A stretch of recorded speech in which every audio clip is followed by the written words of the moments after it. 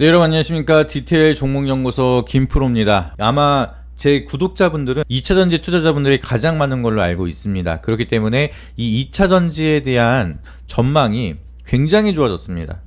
굉장히 좋아졌고 앞으로 이 사이클 자체가 굉장히 크게 갈 수가 있다는 점을 좀 디테일하게 말씀해 드리도록 할 테니까 영상 끝까지 시청해 주시길 바라도록 하겠고요. 영상 시작하기 앞서서 구독과 좋아요, 알림 설정 한 번씩 부탁드리도록 하겠습니다. 일단 에코프로비엠이 실적이 좀 잘 나왔습니다. 지금 상반기 영업이익을 보시게 되면은 490억 원 정도 나왔다라고 하고요. 지난해 같은 기간 대비해서 1159%가량 증가를 했고, 그리고 이게 전분기 대비해서는 한 2000%가량 증가를 했다라고 얘기를 하고 있습니다. 근데 이게 수치상으로는 뭐 1000%, 2000% 얘기가 나오니까 와 이거 어마무시한 실적 아니야? 라고 생각하실 수가 있겠지만 원래 매출 과거의 흐름을 보시게 되면 490억이라는 영업이익은 막 그렇게 드라마틱하게 좋아졌다라고 보기는 어렵고요. 정상화됐다 정도로만 보시면 좋을 것 같습니다. 그래서 에코프로비엠은 실적이 정상화로 돌아가고 있다. 근데 이게 어떻게 돌아가느냐? ESS에 대한 실적 모멘텀이 다시 한번 이제 커지기 시작을 하고 있고요.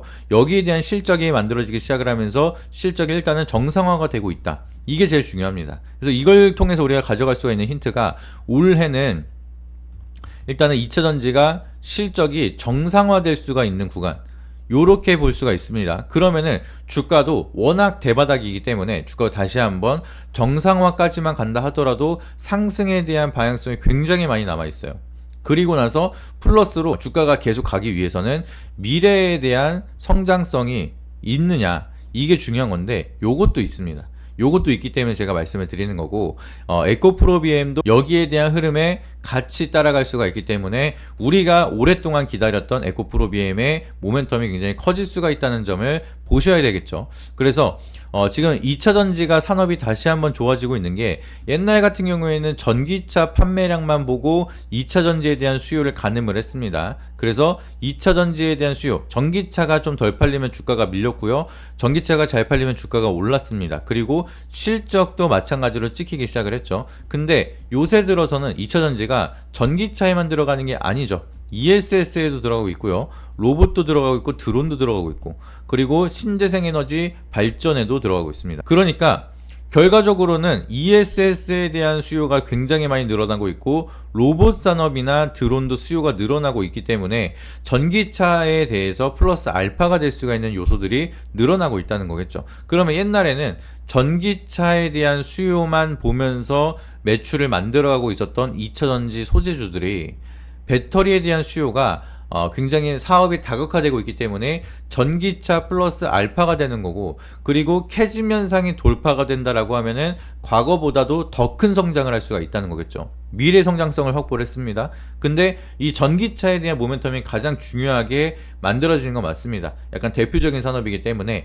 그러면 이 전기차에 대한 산업도 다시 성장을 할 수가 있을 것이냐, 그거를 또 보셔야겠죠. 그 부분은 전기차에 대한 수요가 2015년부터 본격적으로 보급이 되기 시작을 했습니다. 근데 중요한 거는 배터리에 대한 수명이 10년 단위 정도로 끝나요. 그러면은 2025년부터 본격적으로 폐배터리가 나오기 시작을 하는 게 바로 올해부터입니다. 그럼 이 폐배터리가 나오면 무슨 현상이 만들어지느냐? 기존에 있었던 배터리를 새 거로 갈아 끼워야 돼요.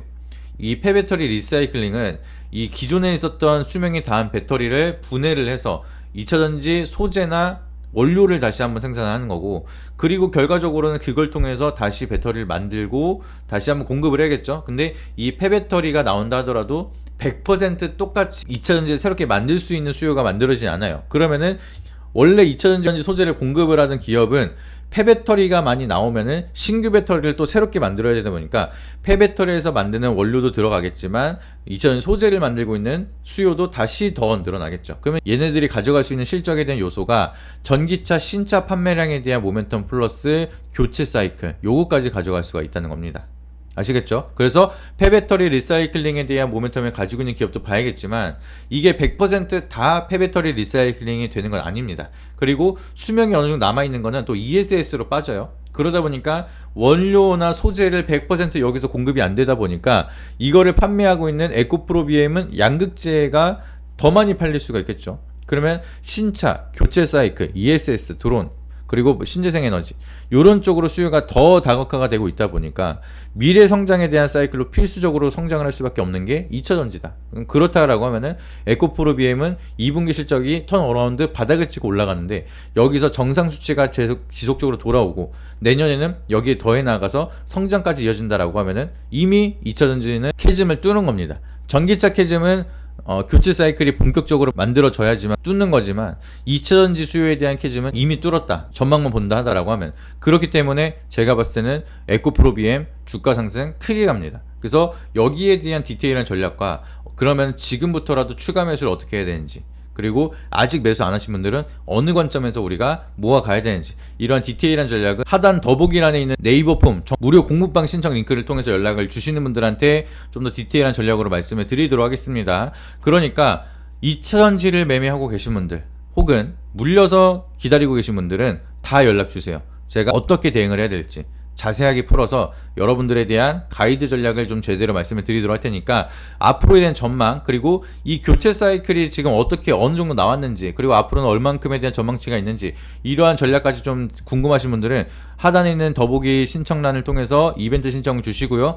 구독자분들한테만 드리는 혜택입니다. 구독 먼저 눌러주시고 신청 남겨주시면은 저희가 또 연락을 드려서 공부방 안내를 도와드리도록 할 테니까 지금이라도 바로 영상 보시자마자 바로 신청을 주셔서 좋은 결과 함께 만들어 가시길 바라도록 하겠습니다. 이상입니다.